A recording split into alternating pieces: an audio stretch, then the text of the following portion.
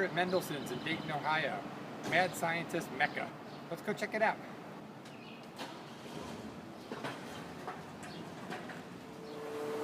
Okay, inside Mendelson's. First thing you gotta see is check this out. Old tube tester. It still works. They still sell tubes.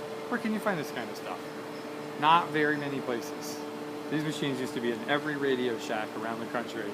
Every radio store, every electronics store. Now, this is probably the only one I've seen in the last 20 years. Pretty cool.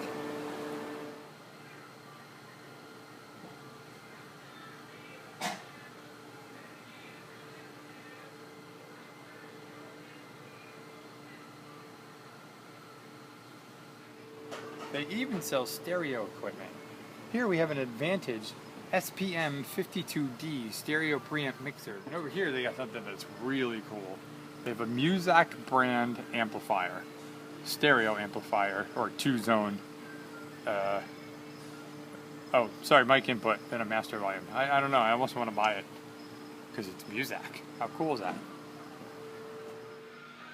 I'm a big fan of Mendelson's, and this is the section where they keep all their fans. And there's a lot of them. There's about 5 20-foot aisles full of whatever kind of fan you're looking for.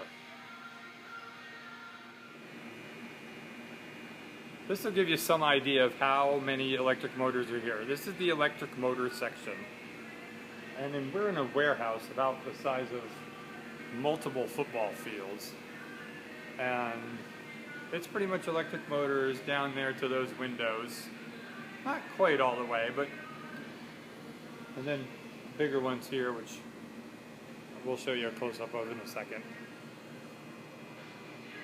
Okay, so this is just one small section of the large electric motors. And man, do they have some large electric motors. Look at this beast on the end, on the floor, because obviously it wouldn't go on a shelf. Look at that thing. I don't know what it was powering, but god darn.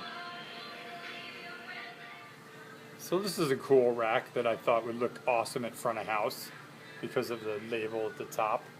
It's just a standard server rack, but look at the top. That would be awesome out front or backstage. Who needs to help us edit?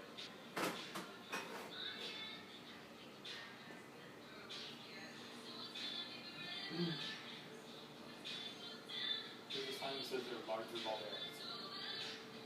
So in case those ones over there you're shooting aren't big enough, there's a whole aisle of bigger ones. I'm still in Mendelson's. Just wanted to show you this cool thing and why it's important that this place exists. This thing was made by hand by a machinist. The skill level, unbelievable. Don't even know what it's for.